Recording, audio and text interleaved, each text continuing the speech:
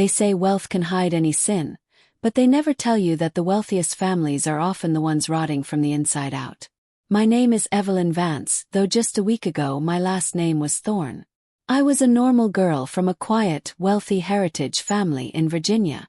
My ancestors weren't corporate billionaires, but we owned miles of pristine, untouched land that had been passed down for generations. It was peaceful, beautiful, and honest. Then Ethan Vance walked into my life.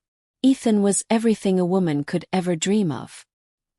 He was tall, with dark hair that always looked perfectly styled, sharp blue eyes that seemed to look right through your soul, and a smile that could melt the coldest heart. He was the chief heir to Vance Global Enterprises, a massive real estate empire in New York. When we met at a charity gala in Manhattan, the spark between us was instant. Felt like a classic, old-school romance. He bought me roses every single day, took me on private helicopter rides over the city, and whispered sweet promises of building a family legacy together. For 3 long years, I lived in a romantic cloud. We were passionately in love. Every kiss felt real, every late-night conversation about our future felt solid. I thought I was the luckiest woman alive. But I was blind to the cold reality of the Vance family. Ethan's family didn't see me as a human being. To them I was a key to a lock. His mother, Beatrice Vance, was a cold, aristocratic woman who wore diamonds like armor and looked at me as if I were dirt beneath her expensive designer shoes. And then there was Sarah. Sarah was Ethan's younger sister, a stunning but deeply unstable 24-year-old girl who was used to getting absolutely everything she wanted. She looked like a supermodel, with long platinum blonde hair and a piercing gaze, but her relationship with Ethan always felt slightly intense to me. I thought it was just wealthy sibling codependency. I was so wrong. The real nightmare began exactly 7 days before our grand wedding, when the entire Vance family moved into Ethan's massive, secluded luxury estate in the Hamptons for the wedding preparation week. The estate was a modern architectural marvel, made entirely of glass, white marble, and dark steel, surrounded by dense woods and the roaring ocean. It felt private, but from the moment we arrived, the air inside the house felt heavy, suffocating. On Tuesday evening, my custom wedding gown arrived. It was a masterpiece. My late grandmother, who was a traditional lace designer, had left me a vintage veil and a sketch before she passed away. I spent $15,000 of my own money to have a top designer bring that sketch to life. It was made of pure French lace, embroidered with tiny real pearls, and it fitted my body perfectly. When I tried it on in the master bedroom, Ethan walked in, closed the door, and held me from behind. He kissed my neck, his hands moving smoothly down my waist. "You look like an angel, Evelyn," he whispered in his deep, romantic voice. "I don't deserve you. This family doesn't deserve you." At that moment, I felt a deep surge of romantic affection for him. I turned around, wrapped my arms around his neck, and kissed him deeply, believing every single word. We spent that evening wrapped in each other's arms, talking about how we would escape the family drama after the wedding and move to Paris for our honeymoon. But the very next morning, the illusion shattered. It was Wednesday, just 3 days before the wedding. I was downstairs in the glass dining room, sipping my coffee, when I heard screaming from the grand hallway. I walked out and found Sarah throwing a massive tantrum. She was throwing crystal vases onto the marble floor, her face red with rage, while her fiancé, Julian, stood there looking completely helpless and exhausted. Julian was a good man. He was a quiet, handsome software architect from a respectable upper-class family, but he didn't possess the ruthless, arrogant blood of the Vances. He genuinely loved Sarah, but she treated him like a piece of property. "It's ruined. My life is completely ruined," Sarah screamed, stamping her feet. Beatrice, her mother, was holding her, trying to calm her down. "What happened, my darling? Tell me." "The designer. The stupid local designer ruined my maid of honor dress. The zipper is broken, the hem is completely uneven, and I look fat in it. I cannot wear this trash to a high society wedding. Everyone will laugh at me," Sarah cried hysterically. Ethan walked down the grand staircase at that exact moment, buttoning his luxury silk shirt. Seeing his sister crying, his expression immediately shifted from calm to deeply intense. He didn't even look at Julian or me. He walked straight to Sarah, pulled her into a tight embrace, and began stroking her long blonde hair. "Shoo, Sarah, don't cry. Big brother is here," Ethan said, his voice dropping into a comforting low tone that he rarely used with anyone else. "I won't let anyone laugh at you. You are the most important girl in this house. We will fix it." Sarah looked up at him, her tears suddenly stopping, replaced by a strange, smug expression. "How, Ethan? The wedding is in 3 days. No designer can make a new dress in time." Ethan paused, his jaw tightening. Then he turned his head slowly and looked directly at me. A cold feeling washed over my stomach. "Evelyn," Ethan said, his voice firm, leaving no room for argument. "Give Sarah your wedding dress. She can have it altered to fit her by tonight." The entire room went dead silent. Julian looked shocked. Beatrice looked pleased. And Sarah had a dark, victorious smile creeping onto her lips. I thought I had misheard him. "What did you just say, Ethan?" I asked, my voice trembling with sudden anger. "My wedding dress.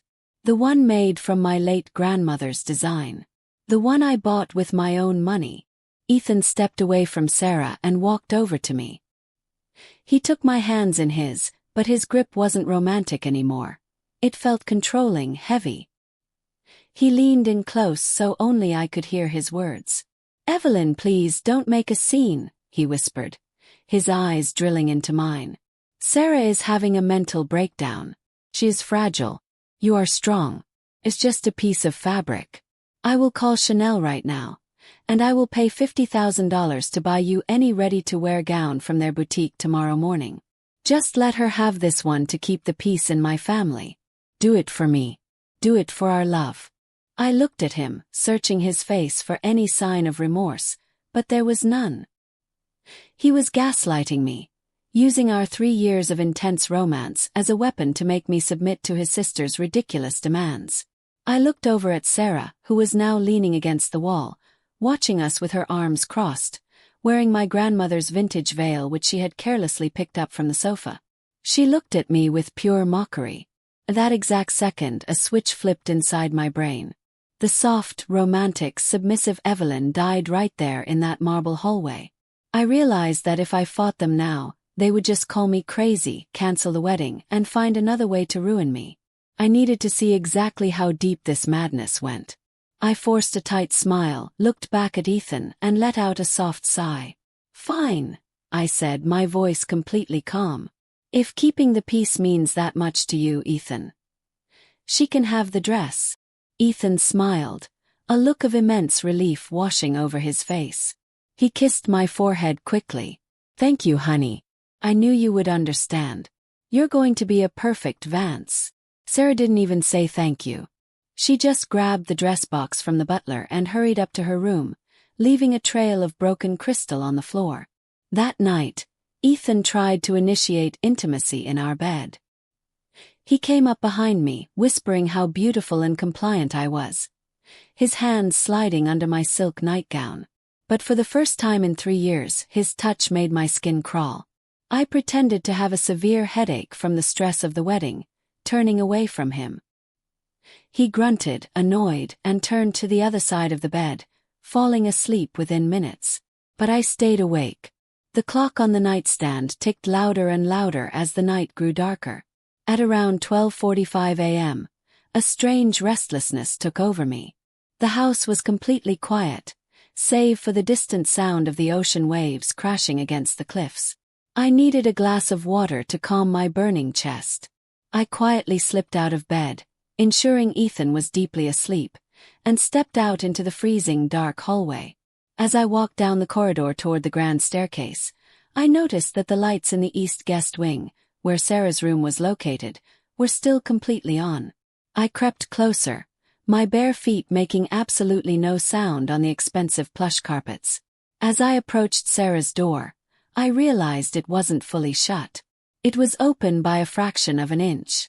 And from inside I could hear low, hushed voices speaking in urgent, intense whispers. I stopped in my tracks, my heart hammering against my ribs. I leaned my ear against the cold wood of the door, expecting to hear her talking to her fiancé, Julian. But the deep, masculine voice that responded to her made my blood turn into absolute ice. It was Ethan. Hearing Ethan's voice inside his sister's bedroom at 1 o'clock in the morning made my heart drop into my stomach. My breath caught in my throat, and for a second, the entire hallway felt like it was spinning. I stood frozen against the cold steel frame of the door, my eyes fixed on the tiny gap. The room inside was dimly lit by a single luxury bedside lamp, casting long, dramatic shadows across the expensive wallpaper. Sarah was sitting on the edge of her plush velvet bed, still wearing my grandmother's vintage lace wedding veil, her fingers twisting the delicate fabric. Ethan was standing right in front of her, his hands buried deep in his pockets, his posture tight and protective. "You shouldn't be here, Ethan," Sarah whispered, her voice completely different from the hysterical, childish tone she had used downstairs.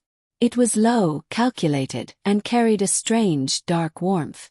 "If Julian wakes up and finds you in my room, or if Evelyn wanders out, everything we've built will fall apart." Ethan let out a cold, cynical laugh. He stepped closer to her, sitting down on the bed right next to her. He reached out his hand, his long fingers gently moving the veil away from her face, and then, my heart shattered into a million pieces. He began to stroke her cheek with a level of tenderness that he had never shown me in our 3 years of romance. "Julian is a fool, Sarah. He's sleeping like a log in the West Wing, exhausted from your little tantrum downstairs," Ethan said, his voice dropping into a smooth, hypnotic purr. "And Evelyn is exactly where I want her. She's naive, she's compliant, and she loves me blindly. Did you see how easily she handed over the dress? She actually thinks I'm going to take her to Paris.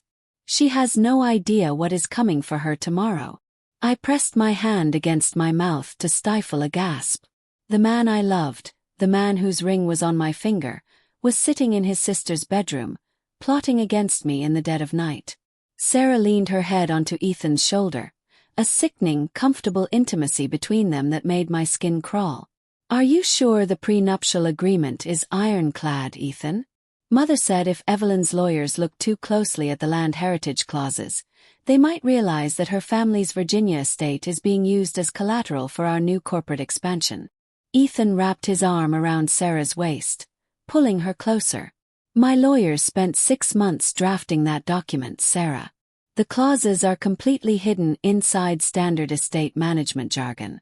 The moment Evelyn signs that paper tomorrow morning before the ceremony, her family's entire historic land, miles of prime, untouched real estate, belongs to Vance Global Enterprises. We will secure the $5 million corporate loan by Friday, and our family's bankruptcy crisis will vanish." Sarah looked up at him, her eyes gleaming with absolute greed. "And what happens to Evelyn after the loan is secured? I can't stand watching you kiss her, Ethan. It makes me sick to my stomach to see her acting like the queen of this estate."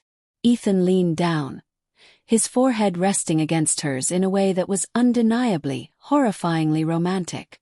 "Just put up with it for 6 more months, my darling. Once the land transfer is fully processed, I will file for divorce. The prenup she is signing tomorrow states that if we divorce within the first year, she leaves with absolutely nothing. No alimony, no property, and no claim to the Vance fortune. She will be ruined, broken, and kicked out onto the streets. Julian will be taken care of too. His software company will be quietly absorbed by our firm, and he won't have a penny left to fight us."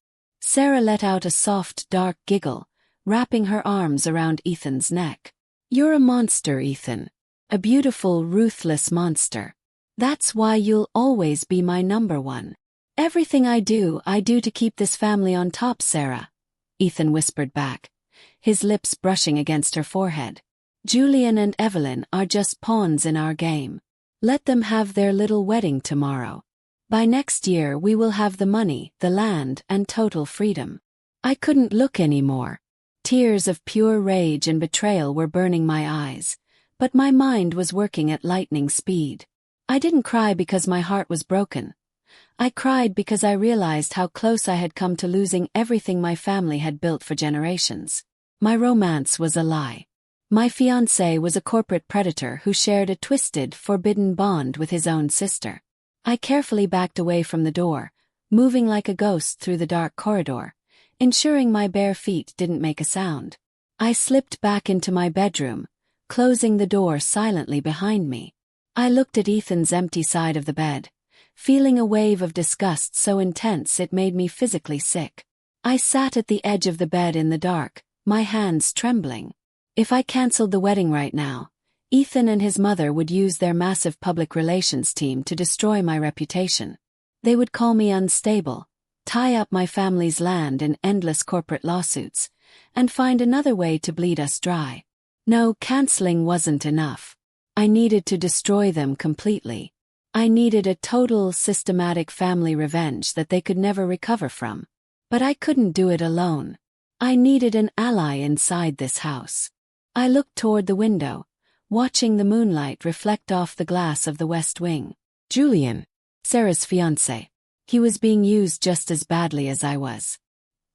He was an innocent man who genuinely loved a girl who was secretly sleeping in her brother's arms and plotting his financial ruin. I checked the clock on the nightstand. It was 1:30 a.m.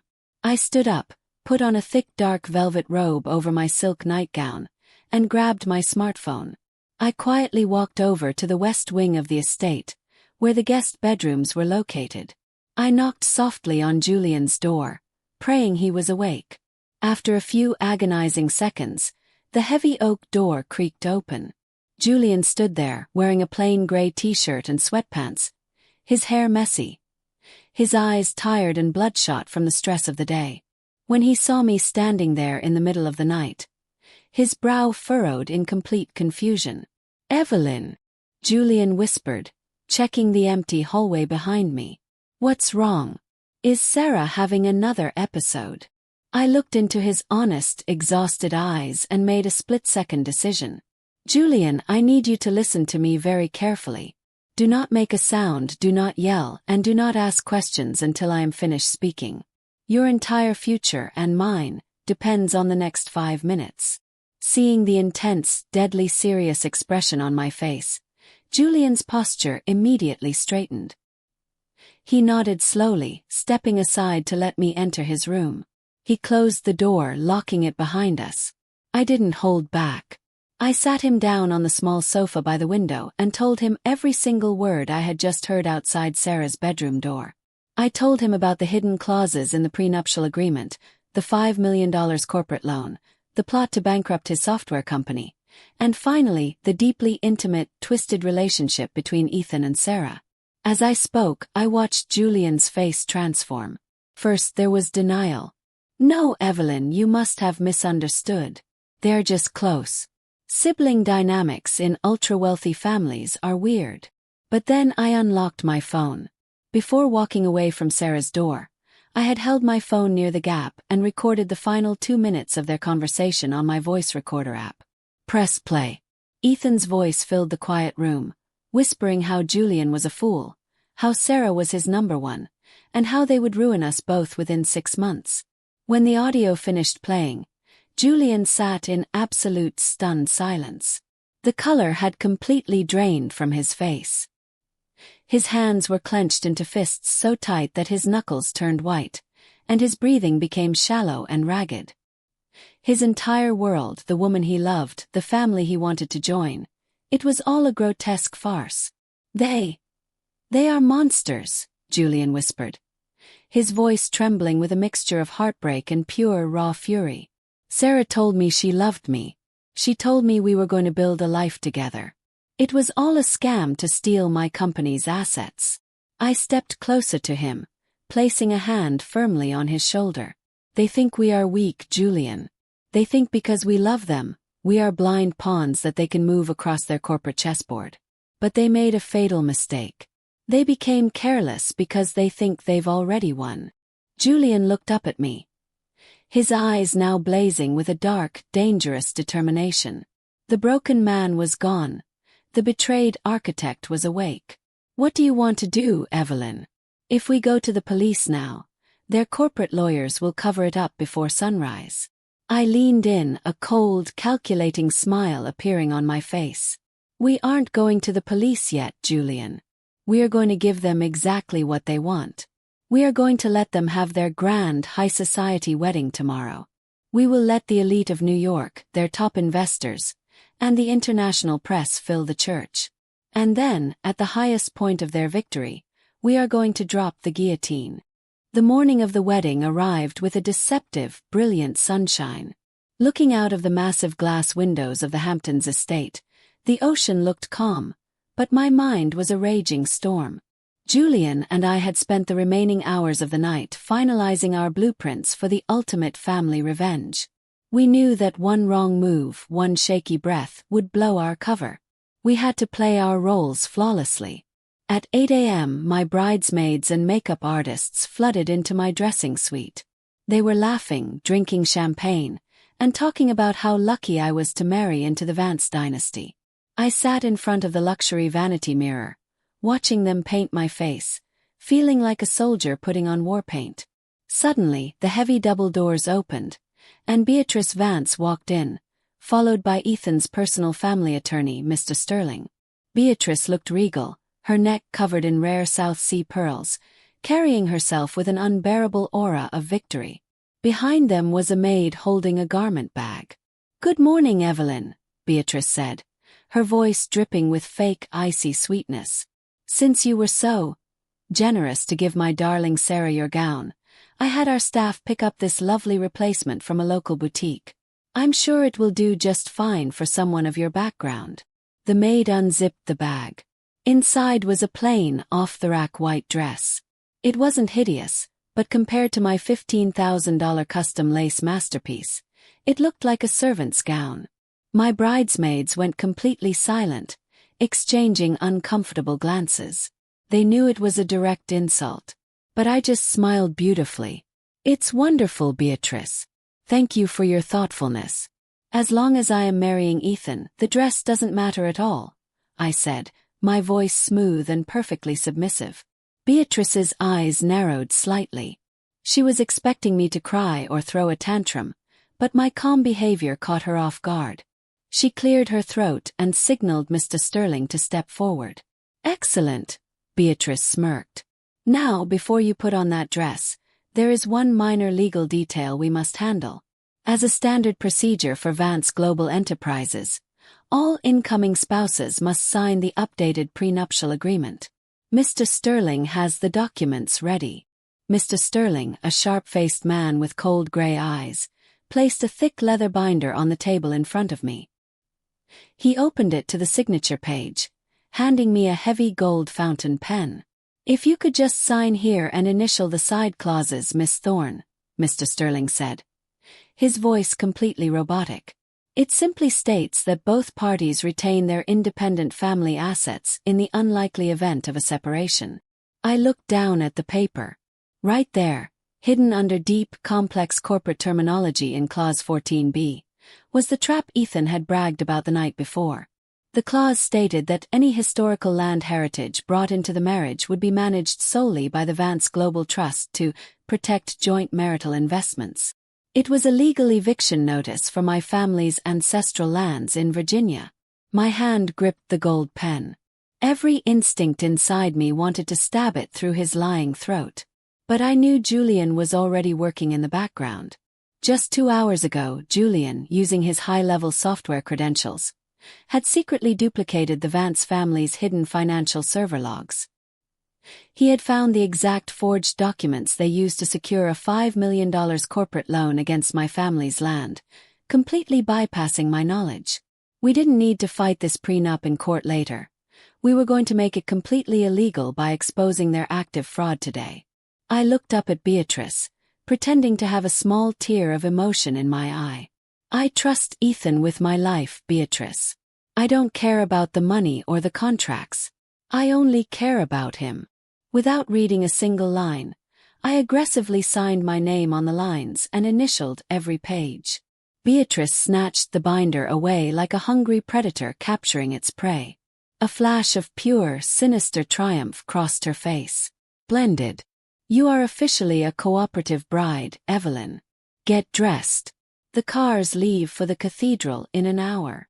The moment they walked out, I let out a long breath. The trap was sprung, but they didn't realize they were the ones inside the cage. I quickly sent a coded text message to Julian. "The paper is signed. They think they own the land." Within 10 seconds, Julian replied. "The Trojan horse is inside the cathedral system. Let's give them a show." An hour later, I was sitting in the back of a luxury black limousine, dressed in the cheap boutique gown, driving toward the historic St. Jude's Cathedral in downtown Manhattan. The streets were lined with paparazzi, and high society guests were entering the massive stone church. When I arrived at the bridal holding room inside the cathedral, Julian was already there. He was dressed in a sharp black tuxedo, looking calm but dead serious. The tech team of the church was busy running cables for the massive digital projection screens that lined the altar, screens meant to show a romantic slideshow of our 3-year relationship to the investors. Julian walked over to me, pretending to check my veil, and whispered close to my ear. "The main tech booth is taken care of, Evelyn. I bypassed their security. The church media director thinks I'm just uploading the high-definition romantic montage. But the moment the priest asks for objections, my remote server will take over every screen, every speaker, and every live-stream camera broadcasting to the international press." "Did you get the bank confirmation codes?" I whispered back, my heart pounding. "Yes," Julian nodded, his jaw tight. "I have the recorded audio from last night, the forged land deed, and the Swiss bank account numbers where Beatrice transferred the first installment of the corporate loan this morning. It's a bulletproof case of grand larceny, corporate fraud, and conspiracy. The FBI has already received an anonymous tip with the encrypted files. Their agents are already stationed outside the cathedral doors right now." Suddenly, the door flew open and Ethan walked in. He looked dazzlingly handsome in his custom Italian tuxedo, but to me, he looked like a demonic monster. Behind him was Sarah, wearing my custom lace wedding dress. Seeing Sarah standing there in my grandmother's design, looking proud and arrogant, made my blood boil. The dress fit her well, but she wore it like a thief wearing stolen crown jewels. Ethan walked up to me, ignoring my cheap dress, and grabbed my waist, pulling me into a firm embrace. He kissed my lips deeply, trying to project his usual romantic warmth. But I felt nothing but disgust. "You look beautiful, Evelyn," Ethan lied smoothly, his eyes glancing at the signed prenup binder sitting on the table. "Mr. Sterling told me you signed everything without a complaint. Shows how much you love me. Today our families become one." I looked into his eyes and put on the best performance of my life. I smiled warmly, stroking his chest. "I would do anything for you, Ethan. Our love is worth every sacrifice." Sarah stepped forward, fluffing the skirt of my grandmother's lace dress, looking at me with absolute mockery. "Don't worry, Evelyn. I'll make sure your dress gets plenty of compliments during the reception. It's the least I can do since you couldn't fill it out properly." Julian stepped between us, his face perfectly stoic. "We should head to our positions. The guests are seated, the investors are waiting, and the live stream is officially active. Let's not keep New York waiting." Ethan nodded, giving my hand one last squeeze. "See you at the altar, my future wife." As they walked out, Julian and I exchanged one final look. The chess pieces were perfectly aligned. The romance was dead, the betrayal was documented, and the clock was ticking down to the final second of the Vance dynasty. The massive oak doors of St. Jude's Cathedral swung open, and the haunting traditional melody of the wedding march echoed through the cavernous stone building. Thousands of expensive white roses lined the pews, and the air smelled heavily of luxury French perfume and burning cathedral incense. Every single seat was packed with the elite of New York high society. Billionaire investors, corporate CEOs, politicians, and fashion icons. Flashbulbs from the media booth at the back flashed continuously, broadcasting the grand Vance family wedding live to millions of people online. I stood at the back of the aisle, taking a deep, slow breath. I looked down the long red carpet. There stood Ethan Vance at the altar, looking like a victorious king, a smug smile plastered across his face. To his right stood his sister Sarah, wearing my grandmother's custom lace dress, smirking at me as if she had won the ultimate prize. And in the front row sat Beatrice Vance, draped in diamonds, looking like she owned the entire world. They thought this was the day they successfully robbed my family of our heritage. They thought I was walking down this aisle toward my own execution. I gripped my bouquet tighter, lifted my chin, and began to walk. Every step I took in that cheap boutique gown felt powerful. I wasn't a nervous bride anymore. I was the executioner walking toward the guillotine. As I reached the altar, Ethan took my hand. His fingers felt cold like steel handcuffs. He whispered under his breath, "You look stunning, Evelyn." I looked into his lying blue eyes and offered a soft, angelic smile. "Thank you, Ethan. Today is a day none of us will ever forget." The elderly priest stepped forward, his deep, echoing voice filling the cathedral. The ceremony began.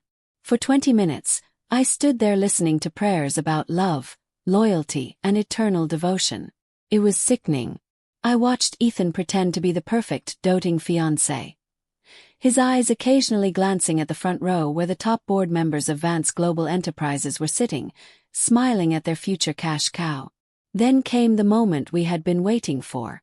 The priest closed his holy book, looked out at the massive congregation, and said the historic words, "If anyone here knows any reason why this holy matrimony should not take place, let them speak now or forever hold their peace."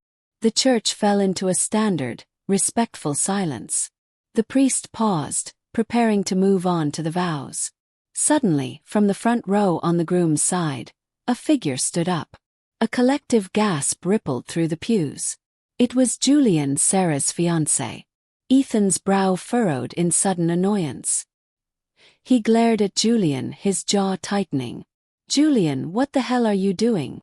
Ethan whispered sharply, trying to keep his voice low for the cameras. "Sit down." Beatrice Vance turned around, her face twisting into an aristocratic scowl. "Julian, stop this childish behavior immediately. This is an international broadcast." But Julian didn't move. He stood tall, looking at Sarah, then at Ethan with a face made of cold stone.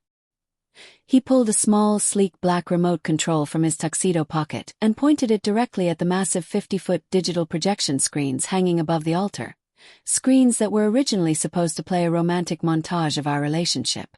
"I object to this marriage," Julian's voice boomed through his lapel microphone, echoing with chilling clarity across the cathedral. "Because this entire wedding is not a celebration of love. It is a calculated corporate scam designed by a family of criminals." The church erupted into absolute chaos. Guests stood up from their seats, whispering loudly. The paparazzi at the back began clicking their cameras furiously. Ethan stepped forward, his fists clenched, his face turning an aggressive shade of red. "Security! Get this lunatic out of here right now!" Ethan screamed, losing his calm demeanor. 2 burly security guards rushed down the aisle toward Julian. But before they could touch him, Julian pressed the red button on his remote. Instantly, the lights inside the cathedral dimmed automatically. The romantic music stopped. And then, a massive, crystal-clear audio recording blasted through the cathedral's state-of-the-art surround sound speakers. "Julian is a fool, Sarah. He's sleeping like a log in the West Wing. And Evelyn is exactly where I want her. She's naive, she's compliant, and she loves me blindly." The entire cathedral went completely, deathly silent. People stopped breathing. It was Ethan's voice. It was loud, heavy, and undeniable. Beatrice Vance's face instantly lost all of its color. She looked as if she had been struck by lightning. Sarah froze, her hands gripping the skirt of my grandmother's lace dress so hard that the fabric began to tear. But the recording didn't stop. It grew even darker. The moment Evelyn signs that paper tomorrow morning, her family's entire historic land belongs to Vance Global Enterprises. We will secure the $5 million corporate loan by Friday, and our family's bankruptcy crisis will vanish. The investors in the front row stood up, their faces filled with absolute horror and rage. The CEO of New York Capital, the primary investor in Vance Global, turned directly to Beatrice. Beatrice, what is the meaning of this? Bankrupt? You told us your firm was completely stable. Ethan looked like a trapped animal. He turned to the tech booth at the back, screaming at the top of his lungs. Turn it off. Cut the power. Shut it down. But Julian's software script had completely locked the cathedral's media server. The tech team couldn't do anything. And then came the final, devastating blow. The 50-foot digital screens flashed, shifting from black to bright white. Massive legal documents appeared on the screen for everyone to see. There were the forged land deeds of my family's heritage estate in Virginia, placed side by side with the real title deeds. Next to them were Swiss bank account logs under Beatrice and Ethan's names, showing a massive illegal transfer of $1.2 million that had taken place just 3 hours ago. And finally, the audio played the most intimate, forbidden part of their midnight meeting. I can't stand watching you kiss her, Ethan. Just put up with it for 6 more months, my darling. You'll always be my number one. You're a monster, Ethan. A beautiful, ruthless monster. The gasps inside the church were deafening. High society women covered their mouths in disgust. The scandal wasn't just corporate fraud anymore. It was a grotesque, forbidden family betrayal between a brother and a sister. Sarah let out a piercing, hysterical shriek. She looked at the screens, then at the thousands of cameras flashing at her, and realized that her entire reputation, her status, her dignity, was completely incinerated in front of the entire world. She tried to run down the altar steps, but she tripped over the long lace train of my wedding dress, falling face first onto the cold marble floor in front of everyone. Ethan rushed to help her up, but Julian stepped in front of them, looking down at them with pure contempt. Don't bother running, Ethan, Julian said calmly into the microphone. The broadcast didn't just play in this church. It was hardwired into the federal server of the Southern District of New York. Right at that exact second, the heavy oak doors at the back of the cathedral slammed open for the second time. But it wasn't a bride walking in. It was a squad of 8 federal agents in dark suits, wearing FBI jackets, led by a sharp-faced lead investigator. They walked down the aisle with absolute authority, their heavy boots echoing against the stone floor. I stood there, right in the center of the altar, watching the entire Vance empire collapse around me. I slowly reached up, unpinned the cheap veil from my hair, and tossed it onto the ground. I looked at Ethan, who was shaking, tears of panic finally breaking through his arrogant mask. The romance was over. The revenge was absolute. The flashbulbs of the paparazzi didn't stop clicking as the FBI agents marched up the altar steps. The Grand Cathedral, which was supposed to host the wedding of the century, had officially become a federal crime scene. The lead investigator stepped forward, his eyes locked onto Ethan and Beatrice. He pulled out 2 sets of steel handcuffs from his belt, the metallic sound clinking sharply through the microphone.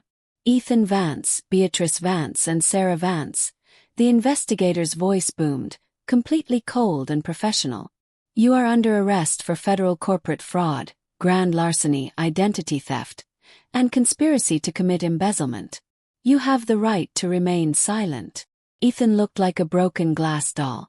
The handsome, arrogant billionaire who used to hold me in his arms and whisper sweet promises was now trembling, his hands shaking as the agent pulled his arms behind his back. No, you don't understand. This is a family matter. It's a mistake, Ethan screamed, his voice cracking with pure panic. But the agent didn't care. He forcefully pushed Ethan's wrists into the handcuffs. Beatrice tried to use her high society status one last time. Do you know who I am? I will have your job by sunset, she hissed, her face contorted in ugly rage. The agent simply grabbed her diamond-covered wrists and cuffed her too, completely ignoring her threats. And then there was Sarah. She was still sitting on the floor, weeping hysterically, her face covered in smeared makeup. The white lace of my grandmother's custom dress was dirty and torn from her fall. As the female FBI agent lifted her up and cuffed her, Sarah looked at me, her eyes filled with pure hatred. "You did this, Evelyn. You ruined my life. You petty, vindictive bitch." I stood my ground, looking down at her with absolute calm. "I didn't ruin your life, Sarah. Your own greed did. And as for the dress, it looks terrible on a criminal." The entire high society crowd watched in absolute shock as the federal agents led the three Vances down the long red carpeted aisle. The investors who had once praised them were now shouting insults, demanding their money back. The Vance dynasty had fallen, completely destroyed in front of an international live stream. As the church doors slammed shut behind them, the heavy, suffocating tension inside the cathedral finally evaporated. I felt a massive weight lift off my chest. My family's historical land heritage in Virginia was safe. My dignity was intact. I turned around and looked at Julian. He was standing near the altar, his hands pockets of his tuxedo, looking at me. The anger and fury that had filled his face during the exposure were gone, replaced by a soft, deeply emotional gaze. We had survived the ultimate betrayal together. Julian walked over to me, stepping over the cheap boutique veil I had thrown on the floor. He stopped just inches away from me. He reached out, his warm hand gently taking mine. His touch was so different from Ethan's. It was honest, safe, and filled with a genuine warmth that made my heart flutter in a way it never had before. "We did it, Evelyn," Julian whispered, his deep voice carrying a trace of emotion. "It's finally over." I looked up into his handsome, clear eyes and felt a sudden, powerful rush of romantic affection. "No, Julian," I said, a real smile finally breaking across my lips. "It's not over. For us, I think it's just the beginning." He smiled, his thumb gently caressing the back of my hand. In the months that followed, the aftermath of the scandal dominated the news. The Vance family assets were completely frozen. Their company went into automatic bankruptcy, and Ethan, Sarah, and Beatrice were sentenced to 12 years in a federal penitentiary without the possibility of parole. They lost everything: their mansion, their money, and their high society freedom. But while the Vance empire was rotting away behind prison bars, a beautiful, unexpected new life was blossoming back in Virginia. Julian and I decided to leave New York high society behind. We packed our bags and moved down to my family's ancestral estate, the very land we had fought so hard to save. Surrounded by miles of pristine green forests, rolling hills, and the peaceful sounds of nature, we found our true sanctuary. Julian used his incredible architectural and tech background to help me restore the historic family manor, while I helped him rebuild his life after the heartbreak. In the quiet evenings, we would sit on the grand wooden porch, watching the sunset paint the sky in shades of deep orange and pink, sipping wine and talking for hours. The trauma of that dark midnight discovery in the Hamptons began to fade, replaced by a deep, passionate, and fiercely loyal romance between the two of us. We hadn't just built a legal alliance, we had built an unbreakable spiritual bond. One warm summer evening, exactly a year after that fateful day at the cathedral, Julian took my hand and led me down into the middle of the lush green meadow on my property. The fireflies were lighting up the night, creating a magical, glowing atmosphere. Julian stopped, turning me to face him. He looked at me with an intensity of love that made my breath catch. He reached into his pocket and pulled out a small velvet box.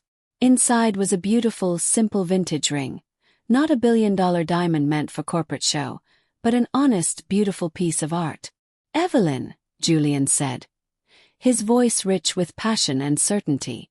"Our relationship started in the darkest corner of a betrayal. We were brought together by revenge, but over the last year, you have shown me what real love, real loyalty, and real beauty look like. I don't want to just be your partner in survival anymore. I want to be your partner for eternity. Will you marry me?" Tears of pure, genuine happiness blurred my vision. This wasn't a trap. This wasn't a corporate game. This was the passionate, honest romance I had always deserved. "Yes, Julian. 1,000 times yes. I whispered. He slid the ring onto my finger, and then he wrapped his strong arms around my waist, lifting me slightly off the ground. He leaned down and kissed me, a deep, passionate, lingering kiss that tasted like freedom, peace, and a beautiful new beginning. As we walked back to the manor house under the starlight, our fingers tightly locked together, I realized that the ultimate revenge wasn't just sending my enemies to jail. The ultimate revenge was surviving their malice, keeping my heart pure, and finding a beautiful, everlasting love in the arms of the man who had helped me conquer the dark.